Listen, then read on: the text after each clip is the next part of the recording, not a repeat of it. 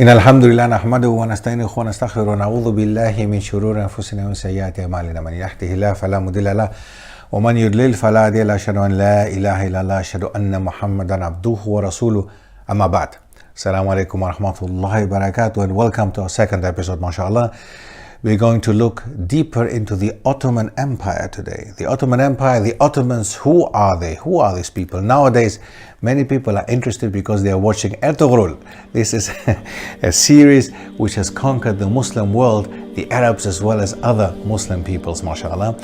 Now, the Ottoman Empire, personally, of course, as a Greek, my home country, Greece, used to be part of the Ottoman Empire for a very long time, for several centuries. And Greece developed, in contrast to what the Greeks say, developed in a certain way in the Ottoman Empire, not as they would have liked to see it, of course, because it was a province, or many parts of Greece were provinces of the Ottoman Empire. The Ottoman Empire had reached from Asia. These Ottomans came from Asia, and we will discuss exactly who they were and what they did, up to Vienna. They were standing once in front of the gates of Vienna and were knocking on the gates of Vienna and made the German-speaking people shiver. Now, a very important point to mention, that because this mentality, this fear from that time, believe it or not, has influenced the German mindset even nowadays. And with German, we mean the German-speaking peoples. There are three of them, three big ones: the Germans from Germany, the Austrians, and the Swiss.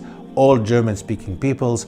All of them had been influenced by the Ottomans knocking on the gates of Vienna. Vienna, the capital of Austria nowadays. German-speaking people again. Their language and culture and civilization. This video is sponsored by the 𝗘𝗦𝗟𝗧𝗢𝗥𝗬 program. For nearly 7 centuries, Ibn Khaldoun's 𝗘𝗦𝗟𝗧𝗢𝗥𝗬 has been read and studied by scholars and students of history, sociology, politics and economics as the single most authoritative and astounding work of classical scholarship in the field of history. Embark on an enlightening educational venture led by Muslim scholars and teachers delving into Islamic history, sociology, economics and beyond. Engage with cutting-edge learning cues and multimedia components, allowing for a deeper understanding of the topics. Distinguish between the lies and the truths of the narratives told, between reliable and unreliable sources. Equip yourself with the skills to conduct deep research and build confidence to combat Islamophobia. Come and strengthen your Muslim identity today. Grab the course in the video description. Was influenced by the fact that they were leading wars against the Ottoman Empire. Wrongly, again, as we mentioned before in episode 1, many people believe that these Ottomans should be called Turks, and that it's a Turkish people who came over to conquer Europe, but this is not the case. These people came originally from Central Asia. Being Ottoman meant being part of the dynasty which was established by Osman, or Othman in Arabic. Now, Osman was the founder of the Ottoman Empire, and that's why it's called Ottoman Empire, from Osman. Osman was the founder, and the people who originate from Central Asia might be Turkish-speaking people or Turkic people, but it's not a race. So we cannot say that the Ottoman Empire was run by Turkish speakers, because the Ottoman Empire had a plethora, a massive different amount of people with different languages, culture, civilizations, background in there. Greeks were once one of these people who were living in the Ottoman Empire, were also considered Ottoman citizens. So anybody being part of the Ottoman Empire was an Ottoman citizen. Bosnian people, Serbian people, Greek people, Albanian people, and so on and so on. All of them were once part of the Ottoman Empire.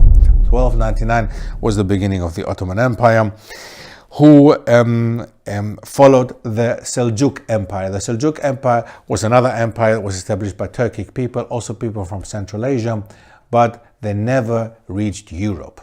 Whereas the Ottoman Empire became a threat for centuries to come, starting in 1299, 1300s, going into the beginning of the 20th century, 1923, when the Ottoman Empire was dissolved by Mustafa Kemal Atatürk and became what is nowadays known as Turkey, the Republic of Turkey. Osman was the founder, as we said before. Orhan, his son, was the one to actually take the Ottomans further into Europe. Now again, the myth, why did the Ottomans come to conquer Europe? Did they really come to conquer Europe? Have they just come because they wanted to Islamize again the continent? What happened during the time of the Ottomans arriving in Europe is very simple. There was a Byzantine dynasty.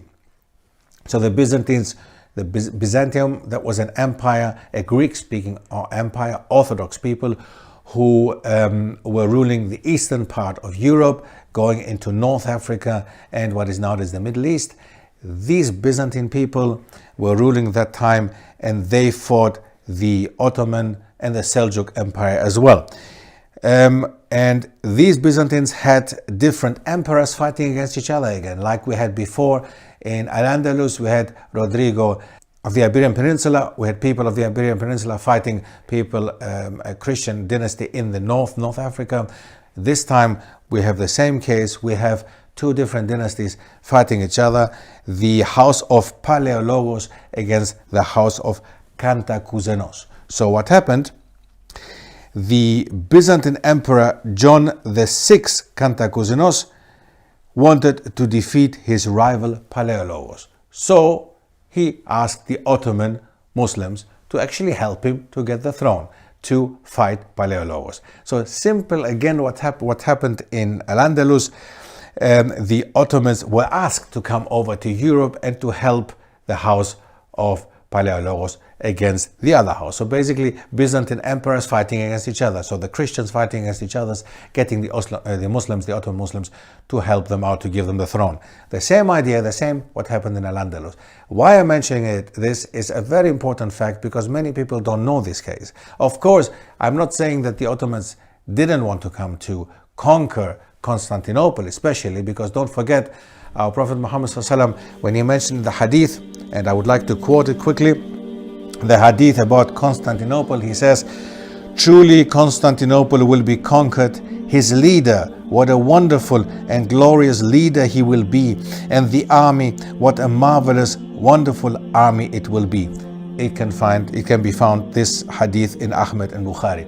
So, mashallah, I find it very important to see that, of course, the Ottoman Muslims knew at that time. And of course, many Muslims previously tried to be the rulers, the ones that will open Constantinople, Byzantium, the Byzantine Empire, that time, which was the most powerful empire of the time. So they wanted to be the ones.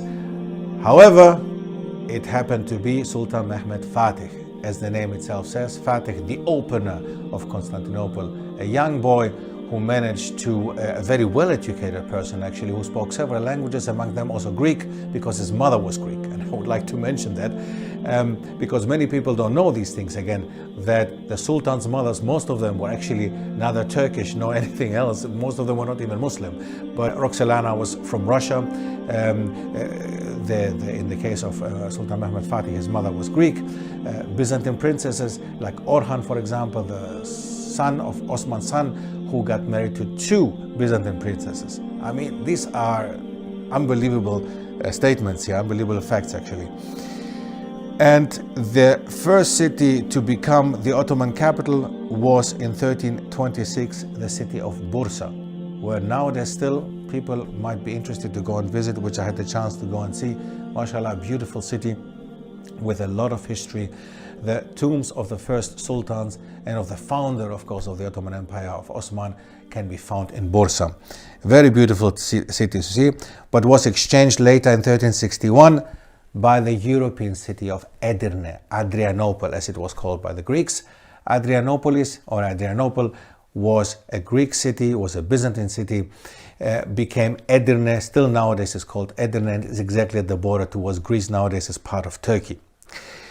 That happened in 1361, it exchanged the city of Bursa, and last but not least, finally, after the opening of Constantinople in 1453, Istanbul became the last capital of the Ottoman Empire, and is nowadays the most important city of Turkey, although it's not the capital of Turkey anymore, but it is still a very, very, very important city of Turkey, the most important city actually.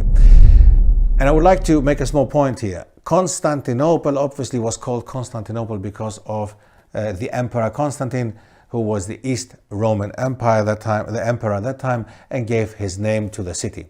Now Istanbul, as many people believe wrongly, Istanbul is the city of Islam, Islambul. Many people believe that. That is not entirely true. That is not true. Istanbul is another Greek name again, Istimboli. In Greek, when we were talking about the city, or the one and only, the biggest city of the world that time, that the world knew that time, the polis, the city, that was Istanbul. The polis where we go to, Istimbolin, into the city. So basically, any Greek of that time, any Byzantine citizen would call Constantinople, Istanbul, going into the city. I am going to the capital, I'm going to the city. So that's why Istanbul is another Greek name basically, despite the fact that many Turks might not like that, but it's just a historical fact that's the way it is. So after Istanbul, of course, was opened in 1453, after, of course, bloodshed. I'm not going to put a lot of honey on the fact that, of course, there was a lot of bloodshed that happened on the day, on the days that actually Constantinople was opened, no doubt about it. However, it is not entirely true when people come back to certain sources saying that women were raped during the time, children were taken away from their mothers, although they found refuge in churches, and the Ottomans did not bother them. The most important church in Constantinople, which is still nowadays in Istanbul, is the Hagia Sophia, which became a mosque and is nowadays a museum. And in that very church, many Christian women, many Christian families found refuge, and they were left in peace. They were not touched. I want to make a point again of this one. Of course, atrocities were committed because they were just people, okay? And they were amongst the Ottoman soldiers, of course, people who were just simply human beings who wanted to either satisfy their desires or who just simply wanted whatever they decided to do when they became victors over the city. So no doubt about it. But in general, we can say that the city was taken and the city became flourished after 1453 again, became the most important city actually of the Mediterranean, the most important city of Eastern Europe without a doubt, one of the biggest cities in the world, in the known world of that time, and flourished under the Ottoman Empire. So it is a very, very important fact to realize here that Islam was not forced on the Balkan people, because that is something that the Serbs also used during the time of the breakup of Yugoslavia, telling these people, go back to Turkey, these Turks have to go back where they came from. These were not Turks, these are Slavic people. The Albanians are not even Slavic people. Albanian people are another tribe of people. The Slavic people, the Bosnians, they of course accepted Islam as Slavic people, and there are other Slavic people who did not accept Islam, and these are the Serbs, and other people who became Catholics, these are the Croats, and other people as well. The Greeks, many of them remained Orthodox Christians, as they still are today. Many of them, however, accepted Islam. The Pashas, for example, most of them came from, had another background, but a Turkish background. They were either Albanian, Greek, or any other background. So we have to look into this, that the Ottoman Empire was not, as it is often portrayed, an empire that was forcing people to accept Islam, and that was actually discriminated, the Christians were discriminated against. But again, there is so much more to talk about, of course, so feel free to take a look at the book, inshallah, which is or can be found on my website. Jazakumullahu khair again for episode 2, and I'll see you inshallah in the next episode. Assalamu alaikum wa rahmatullahi wa barakatuh.